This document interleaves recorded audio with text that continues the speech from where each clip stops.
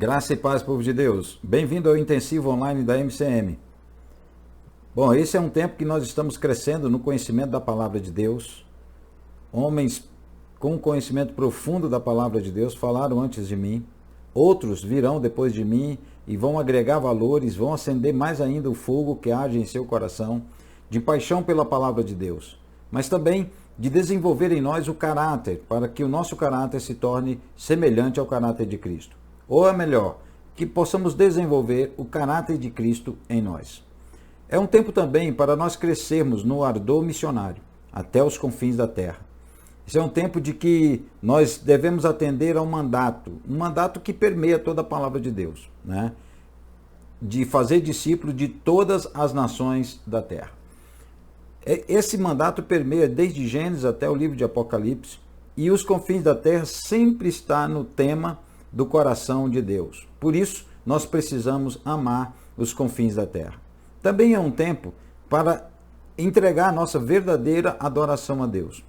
Mais do que palavras, mais do que cânticos, é uma entrega total, um sacrifício verdadeiro. Como diz o apóstolo Paulo, é um culto racional, né? Que é onde apresentamos o nosso corpo por sacrifício vivo, santo e agradável a Deus. É um tempo também para desenvolver a expectativa, crescer a expectativa do nosso coração acerca da volta de nosso Senhor Jesus Cristo. Maranata, ora vem, Senhor Jesus. Maranata é um termo aramaico que quer dizer vem, Senhor Jesus. Era um grito, um brado que a igreja primitiva liberava todas as vezes que se reunia nas comunhões, na comunhão, no partir do pão, na celebração da ceia.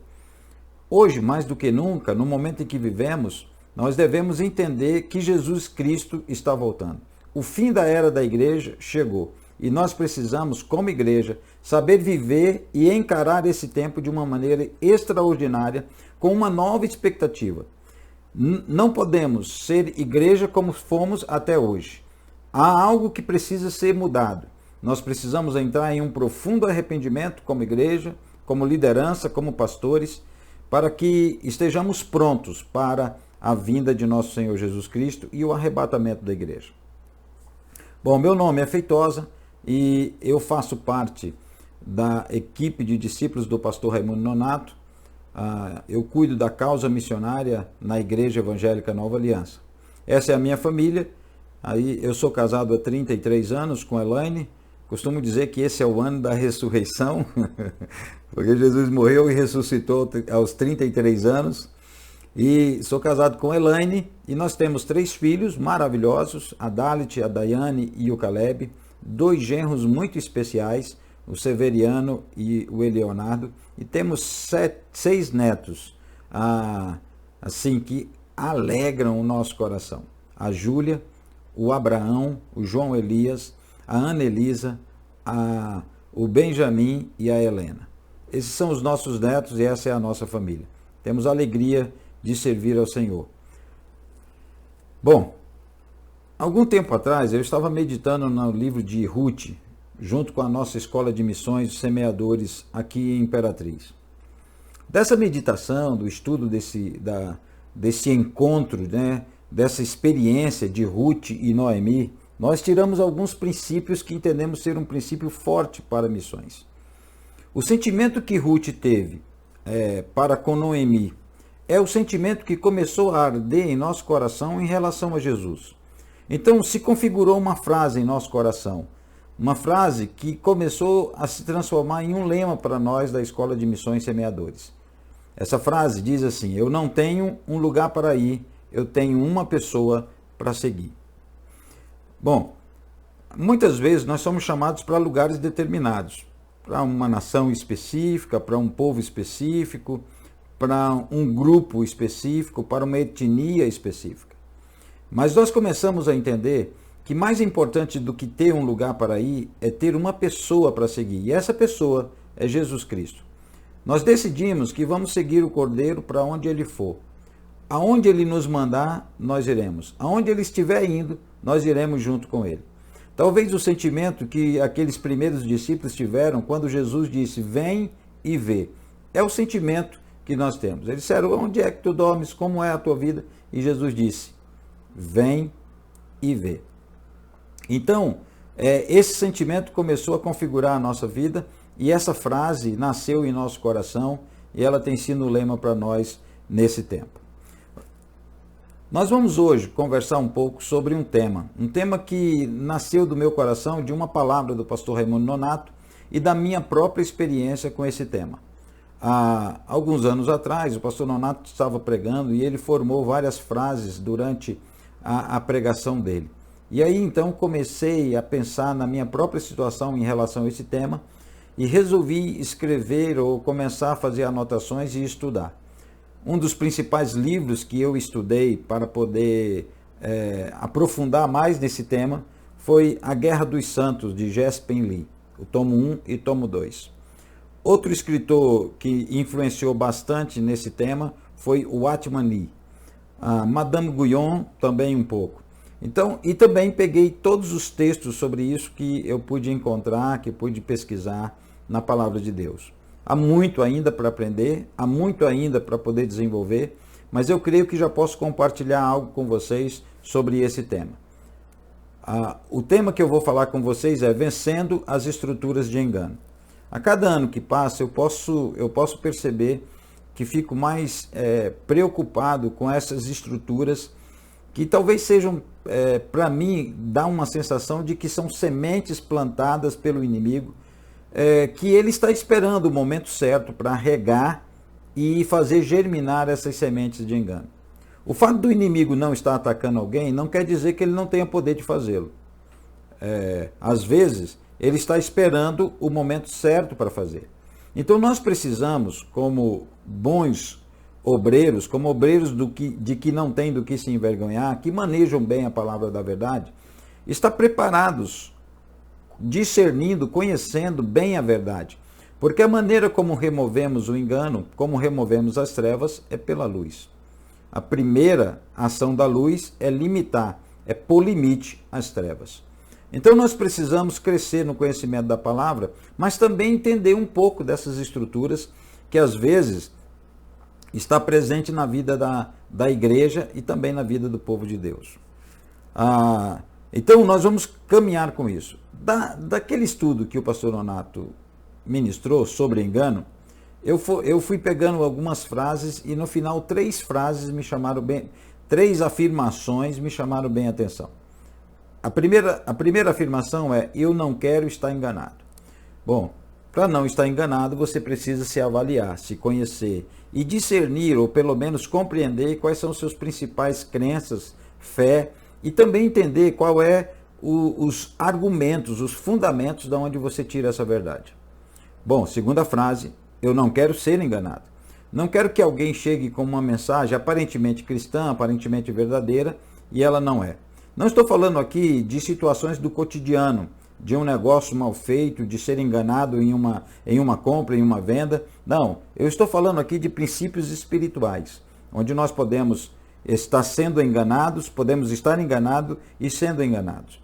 Esses princípios espirituais, quando não discernidos claramente, podem produzir enganos fatais, que podem levar desde uma manipulação e de uma influência satânica na vida de uma pessoa, até mesmo uma passividade tremenda. A terceira frase é, eu não quero enganar ninguém. Essa é uma decisão. Bom, às vezes eu vejo alguém falar assim, Deus me disse. Eu tenho muito medo de afirmar, Deus me disse. Tudo que eu vou dizer depois dessa afirmação, eu tenho que ter uma convicção muito séria, muito certa de que realmente foi Deus quem disse. Então, eu não quero enganar ninguém. Quando eu tenho um sentimento, uma impressão, eu afirmo que é uma impressão. Quando eu tenho uma convicção, uma certeza absoluta de que é um princípio bíblico, de que está alicerçado na verdade, ou numa revelação sobrenatural de Deus, quando ele fala através do seu evangelho eterno, quando ele fala através de circunstâncias, então eu posso dizer, Deus disse. Mas é necessário avaliar. Deus manda, muitas vezes, duvidar, que nós devemos fazer exames, prova, né? Provar o mensageiro, provar a palavra, provar... É uma situação que precisamos desenvolver. Então, não quero estar enganado, não quero ser enganado e não quero enganar ninguém. Então, qual é a base para o nosso estudo? Bom, lógico que toda a base de um estudo cristão verdadeiro, ele tem que seguir um princípio absoluto. Há duas autoridades soberanas sobre todas as coisas. Primeiro é o próprio Deus. Deus é soberano sobre tudo e sobre todos. Esse é um princípio absoluto. Nada pode tirar, diminuir, enfraquecer a glória do nosso Senhor, nem do Pai, nem do Filho e nem do Espírito Santo. Qualquer tentativa de diminuir, distorcer ou alterar essa glória da pessoa trina, né, do Deus triuno, qualquer tentativa com certeza deve ser rejeitada, e conscientemente sabemos que ali tem o dedo de Satanás, tem o odor dele, tem o perfume dele, né, o enxofre está ali. Então nós precisamos rejeitar. Mas outro princípio absoluto é a autoridade da palavra de Deus. Nós precisamos estar fundamentados sempre na palavra de Deus. O apóstolo Paulo, escrevendo aos Colossenses, ele fala que muitas pessoas estão seguindo filosofias, sutilezas, tradições e experiências para definir o que é certo ou o que é errado. É óbvio que nós podemos usar estas coisas para avaliar determinadas verdades. Mas a verdade absoluta não pode ser tirada daí. A verdade absoluta só é uma, a pessoa de nosso Senhor Jesus Cristo. Ele mesmo declarou a respeito dele: eu sou a verdade. E se nós conhecermos a verdade nos libertará. Não é somente saber que a verdade existe, é conhecê-la. Então, o que liberta não é só a verdade, é o conhecimento da verdade. Muitas vezes, na exegese desse texto, pessoas se equivocam e apenas afirmam: a verdade liberta. Se você não conhecê-la, sim, sua liberdade pode estar ameaçada. Segundo o texto do apóstolo Paulo, orientando a um jovem pastor, Timóteo, ele diz que a palavra de Deus, ela é a ferramenta adequada, né, para trazer correção, para trazer ensino, repreensão, correção e educação na justiça. Ou seja, a filosofia fala de pensamentos e coisas humanas. A palavra fala da visão de Deus, ensina o que é correto. Toda sutileza que apenas tenta encaixar nas realidades da vida algum conceito do que é certo e do que é errado, é repreendido pela palavra de Deus. Ela nos corrige, ela nos educa. É lógico que para sermos educados na palavra de Deus, nós precisamos primeiro desaprender o que aprendemos errado para poder aprender certo, né? Esse é o processo da reeducação. Eu desaprendo o que aprendi errado para poder aprender agora da maneira certa. Então, o apóstolo Pedro também acrescenta que a palavra de Deus, ela é a respiração de Deus, né? O theopneusto, uma palavra única que seria Deus respira, né? Traduzido do grego. É o testemunho profético de que a Escritura provém inteiramente de Deus. Há uma palavra na tradição cristã acerca da Bíblia. Ela não contém a palavra de Deus, ela é a palavra de Deus. Nós cremos nisso e usamos a Bíblia como um fundamento, um princípio absoluto. Deus e a sua palavra são dois princípios absolutos. Então, nós vamos falar de engano. O primeiro engano identificado é o engano lá do Éden, né? Quando a serpente enganou a Eva. O apóstolo Paulo, escrevendo à igreja de Corinto, ele diz assim: mas eu temo que assim como a serpente enganou Eva com a sua astúcia, assim também, de alguma sorte, corrompidos os vossos sentimentos e se apartem da simplicidade que há em Cristo Jesus. Que sejam de alguma sorte corrompidos os vossos sentimentos e se apartem da simplicidade que há em Jesus. Então o apóstolo Pedro estava preocupado com o engano original, aquele primeiro engano lá no Jardim do Éden, que distorcia, enfraquecia a autoridade da palavra de Deus. E esse engano da serpente, se Paulo está afirmando que ele tem esse medo, é porque esse era um perigo potente e eminente. Ou seja, era possível que a igreja fosse enganada. O último engano acontece no livro de Apocalipse, no capítulo 20. É quando, depois de solto por 1000 anos, Satanás ainda enganará as nações da terra, sobre os 4 cantos da terra. É o Gog e Magog, né? Então, Satanás, ele é o pai da mentira, né? O enganador, do começo ao fim das Escrituras, se afirma sobre isso. Então, tudo que procede do engano, das trevas, bom, Jesus mesmo afirmou. Quando ele fala mentira, ele fala do que é propriamente seu, porque ele é o pai da mentira. Então, nós precisamos entrar num processo de sair de uma situação de engano para uma situação de liberdade plena e completa.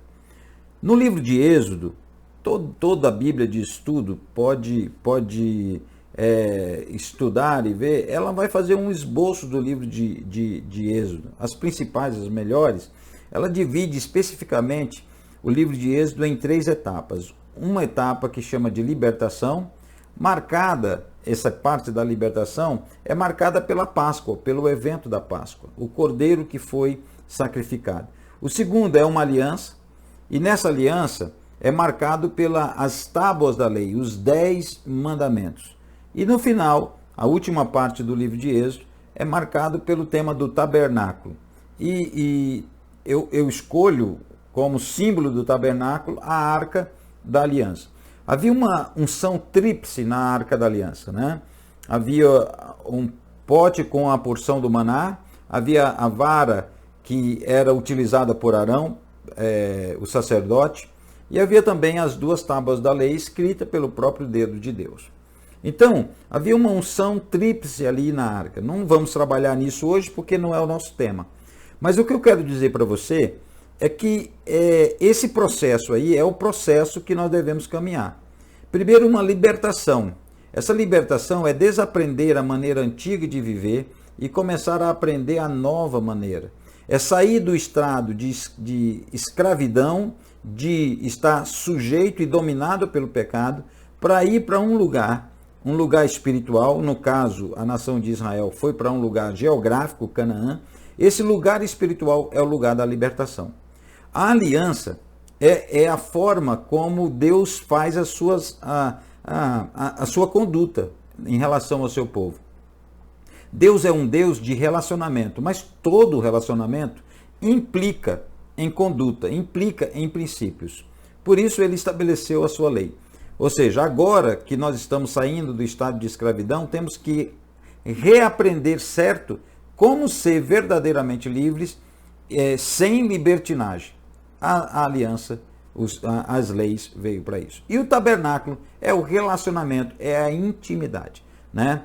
O tabernáculo ele era dividido em 3 etapas, né? 3 espaços. O primeiro espaço, o átrio, o segundo espaço, o lugar santo, e o terceiro espaço, o santíssimo lugar. Sempre foi do desejo de Deus que todos chegassem e tivessem acesso ao santíssimo lugar. Afinal de contas, ele queria que todo Israel subisse no monte. Mas os israelitas tiveram medo e disseram, não, vai tu em nosso lugar. Com medo da santidade de Deus, fulminá-los, né? Matá-los por causa da natureza pecaminosa do homem. Mas o que Deus quer é fazer você de um cristão do santíssimo lugar. Muitos crentes ainda estão no átrio, vivendo na alma, no corpo. Outros estão vivendo de forma almática, no santo lugar.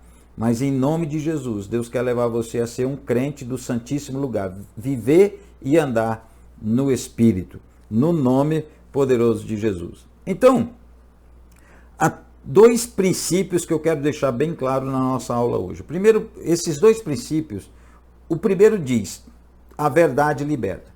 Como eu não estou falando de toda a verdade, de qualquer verdade, eu estou falando da verdade, a verdade.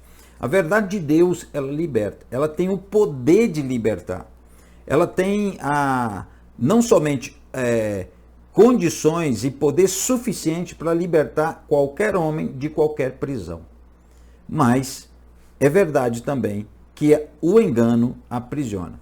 A verdade liberta, mas também é verdade que o engano aprisiona.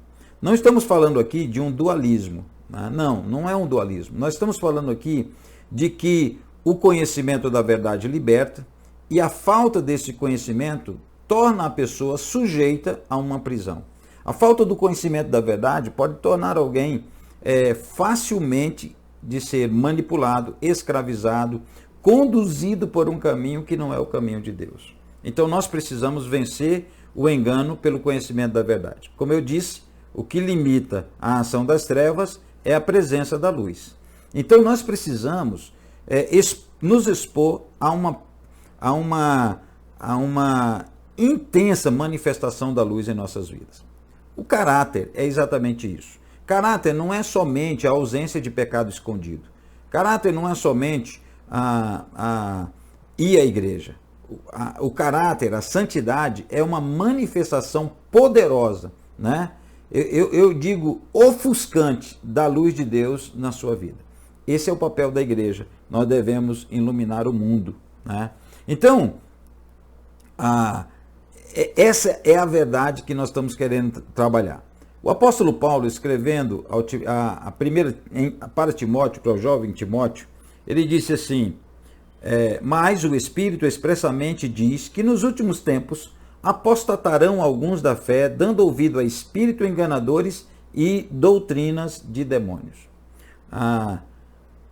Assim, essa breve mensagem dada por Paulo descreve o caráter, né, dessa obra maligna, né, de Satanás. É interessante que algumas afirmações assim nos deixam preocupados, né?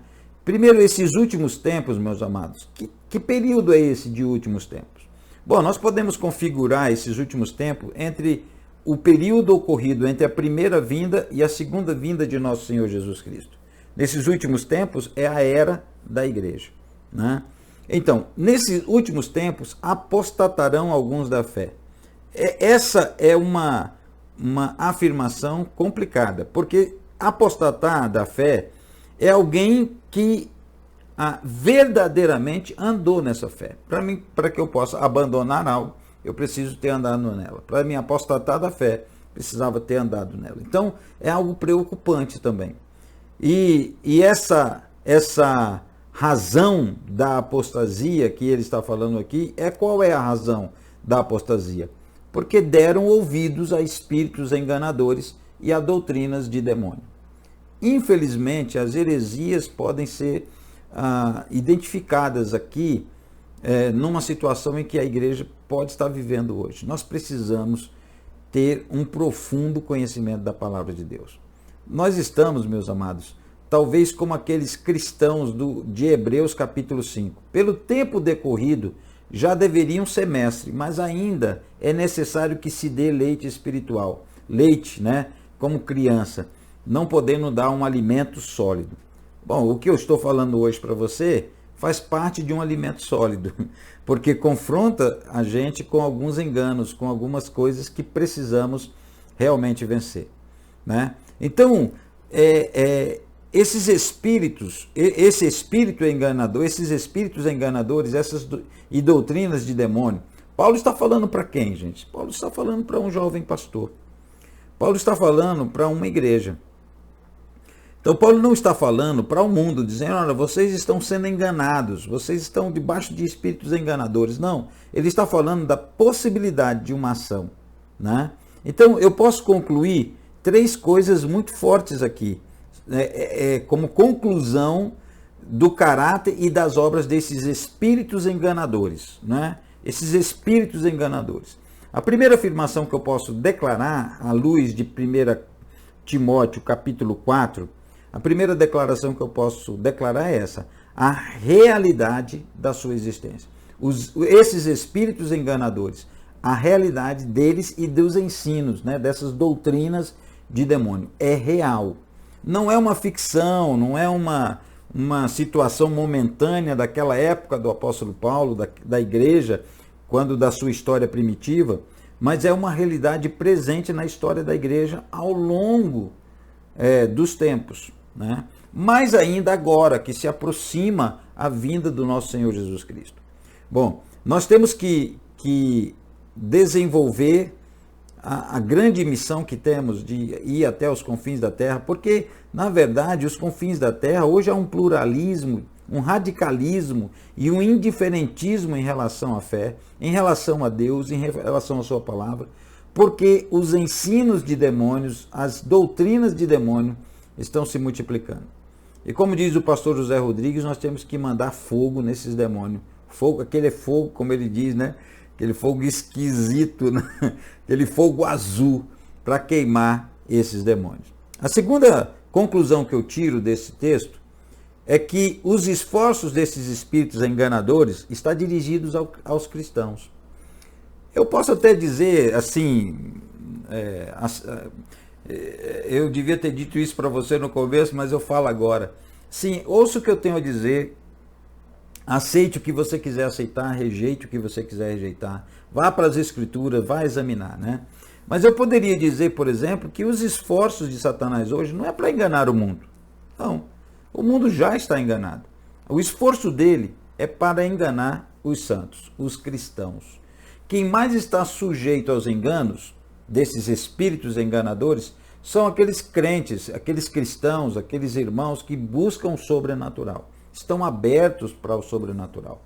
Não estou dizendo com isso que nós não devemos buscar. Devemos, mas com profundidade, para não sermos enganados. Então, a segunda realidade é do esforço, né, desses espíritos enganadores em direção aos cristãos. Terceira conclusão que eu tiro é que o objetivo desse esforço é o quê? Afastar os santos do caminho da fé. Eu costumo dizer que Satanás tem dois planos, o plano A e o plano B. O plano A de Satanás é impedir você de ser salvo.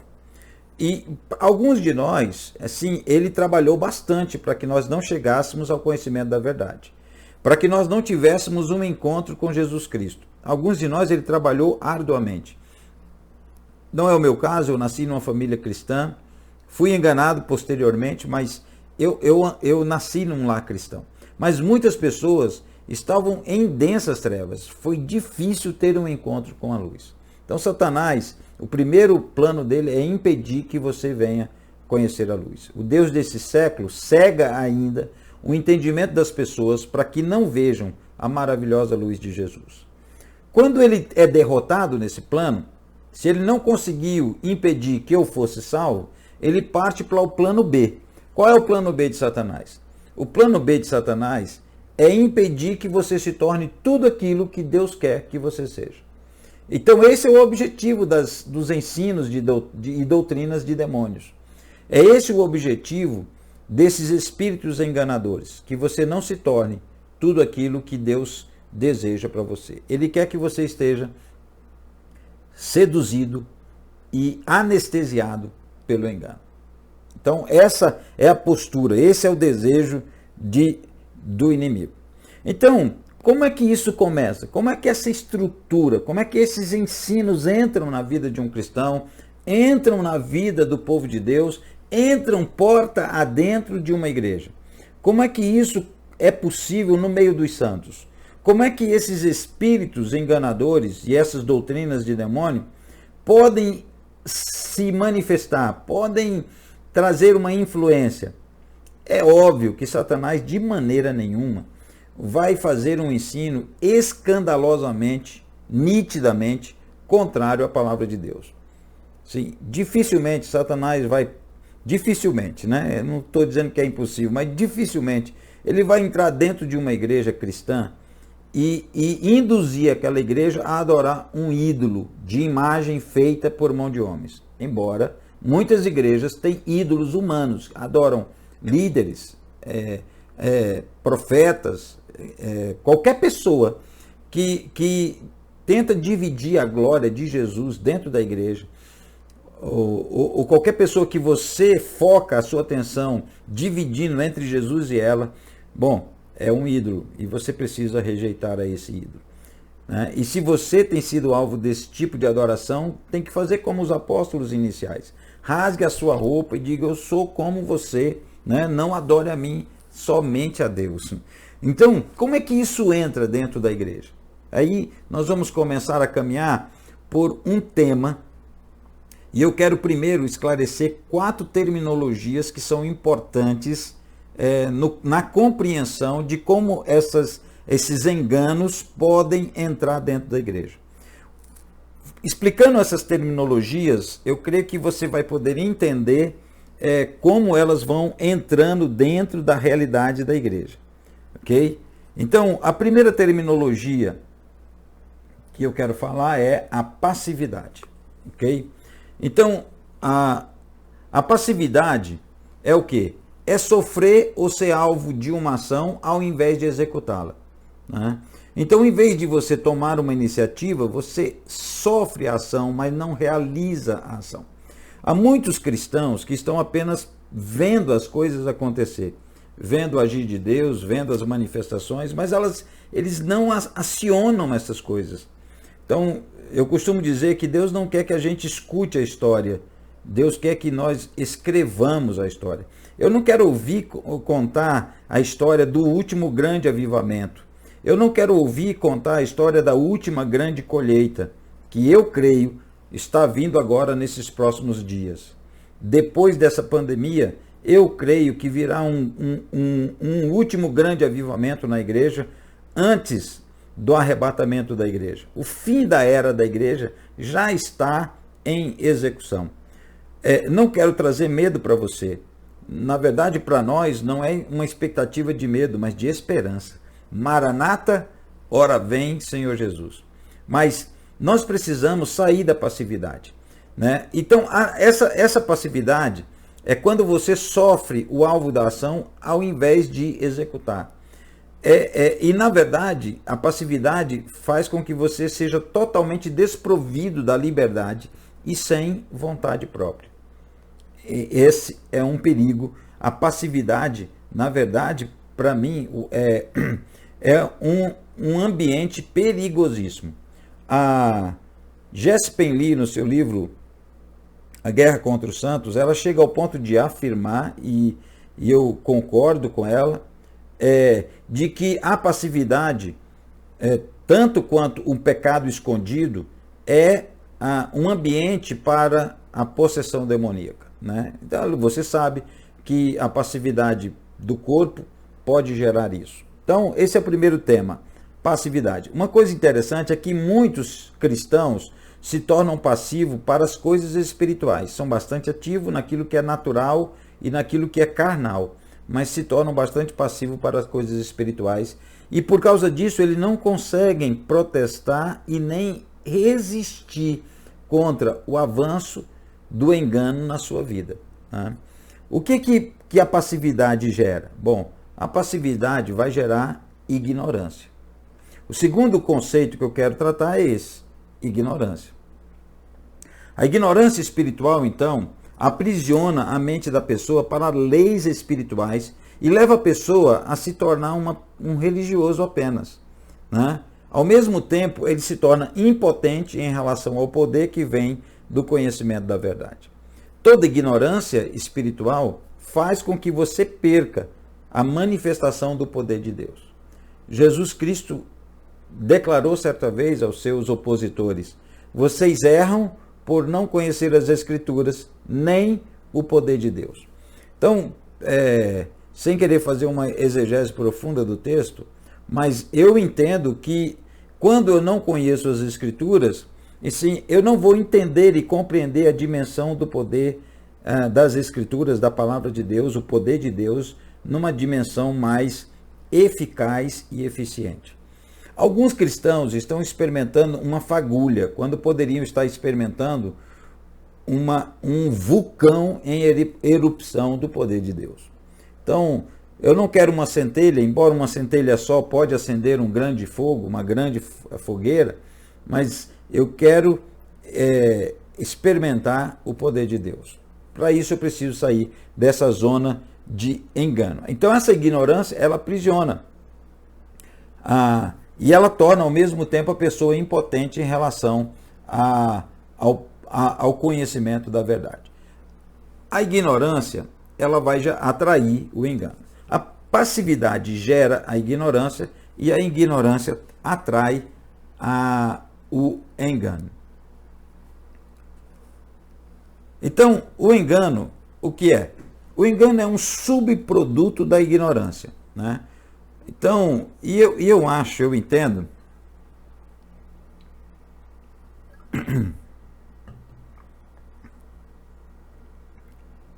que aqui é um ponto importante. Quase todo o nosso tema é falado sobre essa estrutura de engano. É lógico que eu estou falando de terminologias com você para mostrar que essa estrutura do engano, ela tem 4 conceitos importantes: a passividade, a ignorância, e agora eu estou mencionando a questão do engano. Então, os poderes das trevas desejam fazer de você apenas um robô, né, que vai vivendo. Enquanto que o Deus da santidade, ele deseja que você se torne livre e, por causa dessa liberdade, né, use todas as suas funções da consciência, da mente, da inteligência, do corpo, da alma, do espírito, para manifestar tanto a glória dele quanto a bênção dele na sua vida e nas pessoas ao seu redor. O apóstolo Paulo fala dessa visão lá em 1 Tessalonicenses 5, ele fala dessa visão do homem, da formação do homem, né? Alguns de nós são tricotomistas, né? Outros dicotomistas, mas tudo bem. A minha posição é tricotomista. Mas eu creio no corpo, alma e espírito, né? E por isso esse engano, ele vai nessas esferas. Deus não entregou nenhuma das funções mentais, físicas para você, para que você tornasse elas passivas. Não, a inatividade, não.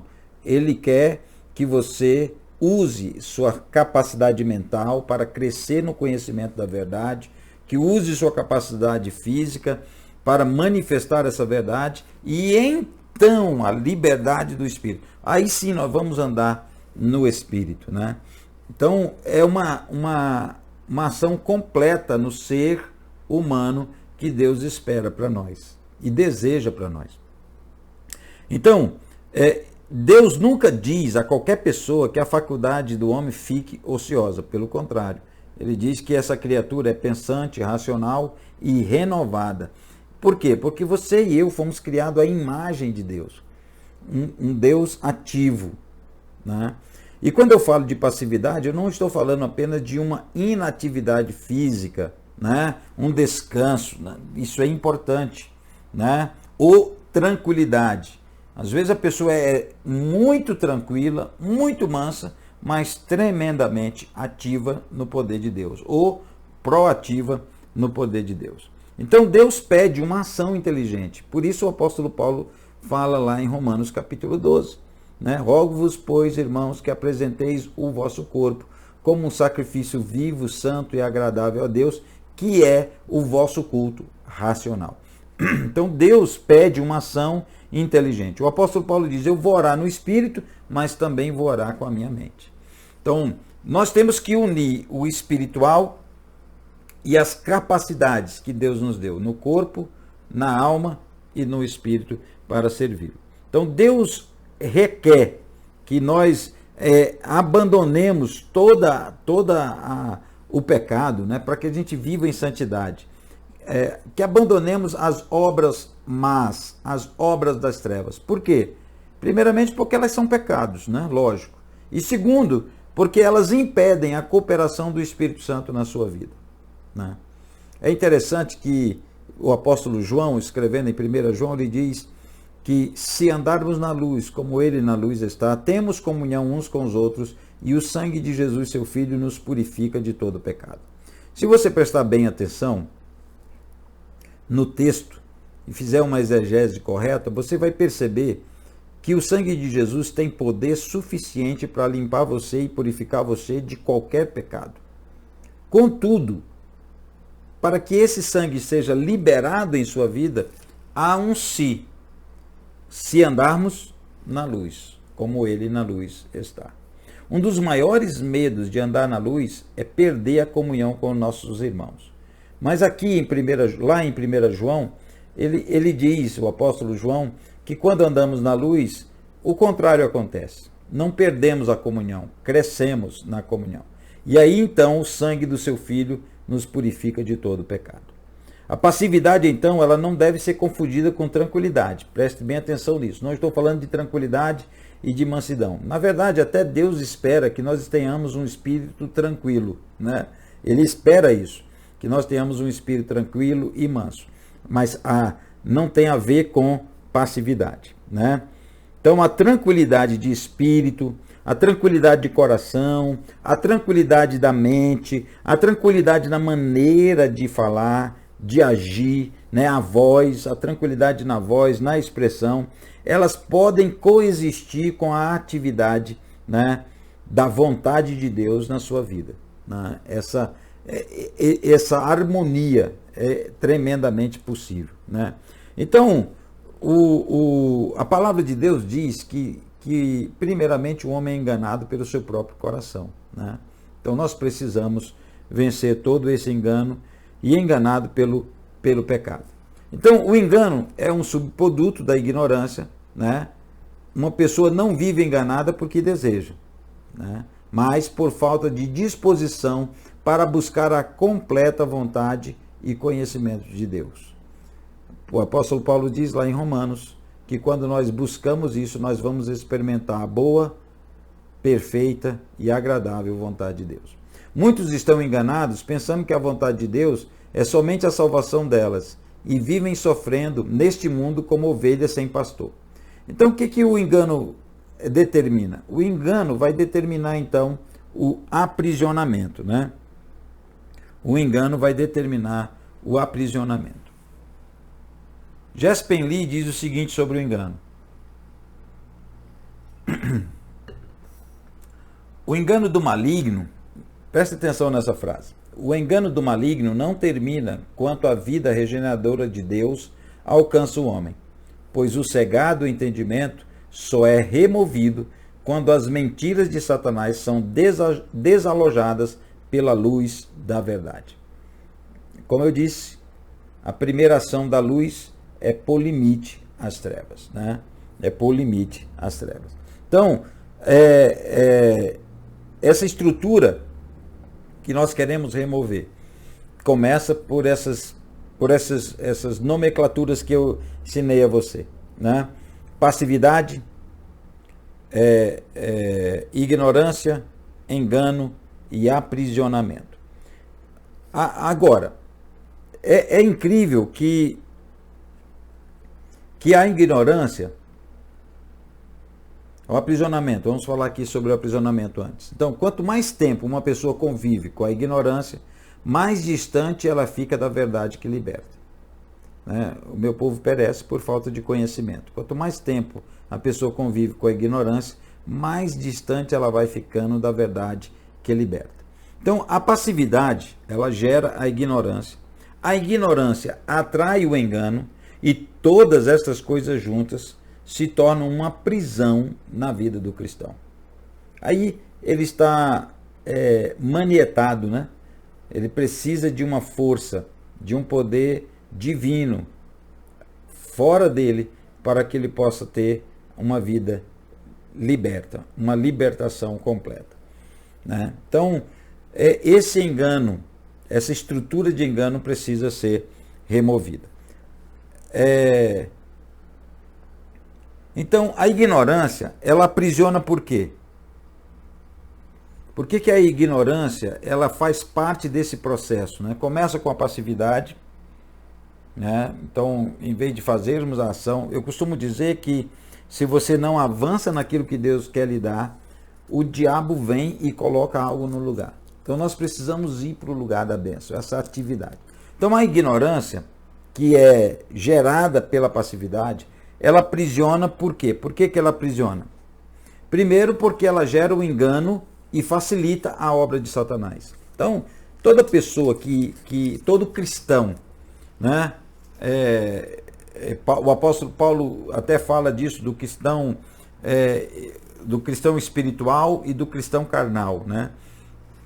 Então ele diz que um não discerne as coisas espirituais, enquanto o outro por nada é julgado. Então, quando nós andamos no engano, nós facilitamos a obra de Satanás na nossa vida e ao nosso redor. Segundo motivo é que a ignorância, ela impede o agir do poder de Deus. Vocês erram em não conhecer as Escrituras nem o poder de Deus. Então, a ignorância acerca das verdades espirituais não vai impedir o agir de Deus daquilo que Deus quer realizar, mas pode impedir o agir de Deus naquilo que Deus quer fazer na sua vida. Deus é soberano e ele não perde tempo e nem perde terreno para o inimigo. Todo aparente terreno que o inimigo conquista, na verdade, é determinado por Deus dentro da sua soberania e do seu plano. Deus é um Deus que age constantemente. Deus não para, Deus não perde, Deus não retrocede naquilo que ele estabelece como princípio. Então, não é impedir o agir de Deus, mas impede o agir do poder de Deus na sua própria vida. Por quê? Porque você não toma posse. Muitas pessoas estão deixando de experimentar o tremendo poder de Deus porque não tomam posse. Então, a ignorância aprisiona porque gera miséria espiritual, emocional e física. Aqui nós estamos vendo as três partes do homem, né? Ela gera miséria no espírito, ela gera miséria na alma, ela gera miséria no corpo. Toda ignorância espiritual vai gerar isso também. A ignorância aprisiona por quê? Porque ela nos leva a defender Satanás e atacar a Deus. Quando você não tem o discernimento claro da vontade de Deus, da verdade de Deus, você pode acabar atacando as coisas de Deus, né, defendendo a Satanás. E isso já aconteceu na história da igreja N vezes. Pessoas que atacaram a verdade de Deus pensando, que defenderam a Satanás pensando estarem defendendo a coisa de Deus. Então, esse engano é muito comum na história da igreja. Pode levar o homem a ficar contra Deus e atacar a própria verdade de Deus. O apóstolo Paulo experimentou isso no seu zelo, né? E o pior é que a ignorância, ele abre caminho para a religiosidade, para o espírito de religiosidade. E aí esse espírito de religiosidade, meus irmãos,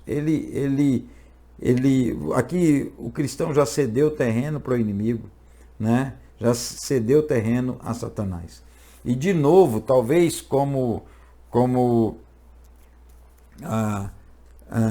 Sansão que defendeu o campo de lentilha, de novo depois nós teremos que defender, porque cedemos o terreno, assim como um dos valentes de Davi teve que brigar pelo mesmo terreno, assim também nós, como povo de Deus, podemos ceder terreno para o inimigo e temos que prevalecer contra ele.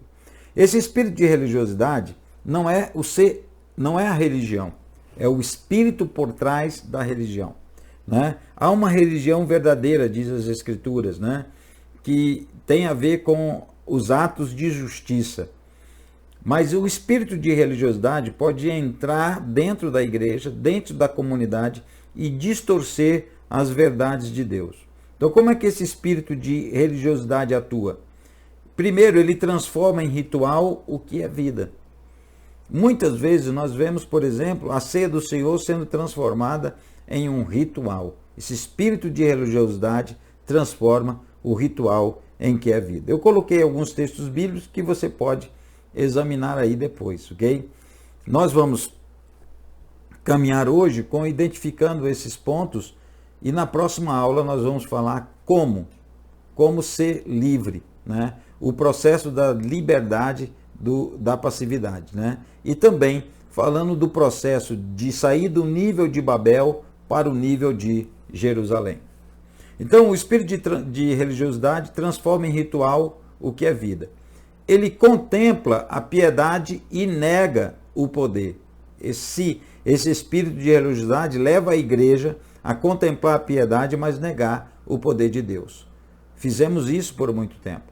Transforma em oposto o que é complementar. Às vezes a visão que a Bíblia tem, principalmente nos dois conceitos do Antigo e do Novo Testamento, da Antiga Aliança e da Nova Aliança, alguns podem pensar que essas coisas são opostas. E o inimigo, ou o espírito de religiosidade, faz com que isso aconteça. Ele transforma em oposto o que é apenas complementar. Na maioria das vezes, né, ele consegue sucesso com isso, principalmente nas doutrinas das igrejas, né, das históricas para as pentecostais e por aí vai. Então, um atacando o outro, quando na verdade nós temos aqui nos completar, porque somos corpo de Cristo. Então, o espírito de religiosidade transforma em oposto o que é complementar. Outra ação do espírito de religiosidade é tentar invalidar a palavra de Deus. Ele não invalida, ele tenta invalidar a palavra de Deus, né? Quinto, ele torna parecido o que é completamente distinto. Aqui o item 5 é o oposto do item 3, né? Ali ele transforma o oposto, ele transforma em oposto o que é complementar. Aqui ele quer tornar parecido coisas que são completamente distintas, né? Quando ele seduz, né? Quando ele induz Eva lá na tentação do Éden, quando ele promove aquele engano, né? Ele quer tornar as coisas parecidas do que é completamente distinto. O espírito de religiosidade, e aqui eu não tenho um texto específico, porque eu examinei isso olhando para os evangelhos de forma geral. Os 4 evangelhos, né? Os 3 evangelhos sinóticos e o 4º evangelho de João. Eu percebi que os religiosos daquela época rejeitavam o que Jesus acolhia e acolhia o que Jesus rejeitava. Então, o espírito de religiosidade faz isso também, rejeitar o que Jesus acolhe e acolher o que Jesus rejeita. E por último, o espírito de religiosidade, ele oprime, o espírito de religiosidade oprime, enquanto que a graça, ela liberta, né? A graça de Deus é libertadora. Então, qual é a influência? Como que essa influência desse espírito de religiosidade pode chegar? Nós vimos que as 4 estruturas, né? Essas 4 estruturas, passividade, ignorância, engano e aprisionamento, que produz esse espírito de religiosidade, né? Que produz essa ignorância. Nós vimos pontos de como essa ignorância traz resultados negativos para a história do cristão e da igreja, e também o espírito de religiosidade. Mas, falando um pouco sobre como é que essa manipulação dos espíritos enganadores podem se manifestar dentro da igreja. Então, eu coloquei graus. A Jespen Lee chama graus de manipulação, de possessão. Você pode chamar graus de influência. Eu gosto do tema possessão porque dá uma chacoalhada na gente, né? Então, coloca a gente mais esperto. Então, nós temos na Bíblia alguns casos, eu vou pôr todos aqui, alguns casos que mostram graus diferentes de possessão. Nós temos o caso de Lucas 13, que é aquela mulher com espírito de enfermidade. Jesus diz que ela é filha de Abraão, mas que ela estava sendo oprimida por esse espírito de enfermidade, né, que fazia com que ela andava encurvada o tempo todo. Depois nós temos um outro homem, uma outra situação onde Jesus liberta um homem que era aparentemente apenas cego e mudo, mas era um espírito que o fazia cego e mudo. Jesus expulsa o espírito e ele torna a ver e a falar. Nós temos o caso de Mateus, capítulo 15, versículo 22, da mulher Ciro-Fenícia, aquela garotinha que a mãe que queria que Jesus libertasse a sua filha, que era atormentada terrivelmente, né? Nós temos em Marcos, capítulo 9, o rapaz que rangia os dentes e que às vezes os espíritos malignos jogavam ele no fogo, né?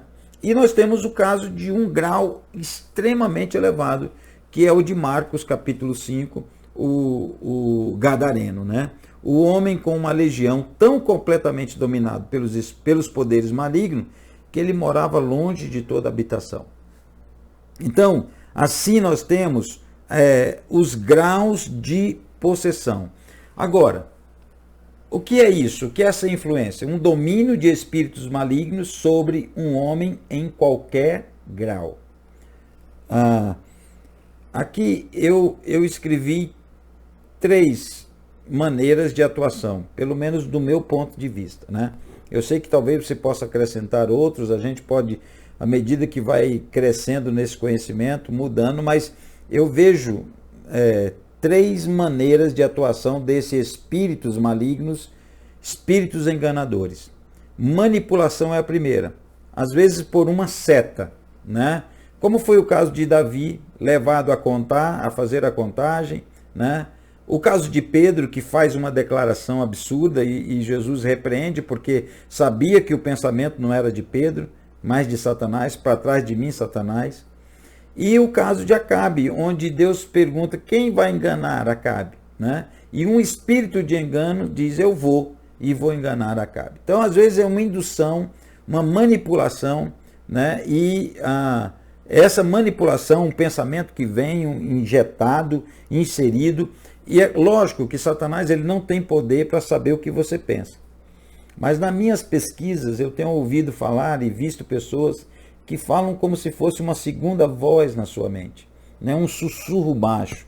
Às vezes como se fosse um diálogo dentro da sua mente. Você fala uma coisa e uma voz responde ou questiona, né?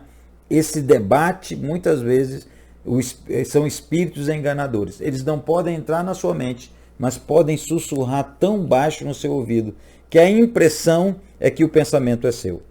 Segundo nível de atuação é a opressão. Aí já é um peso espiritual na vida da pessoa.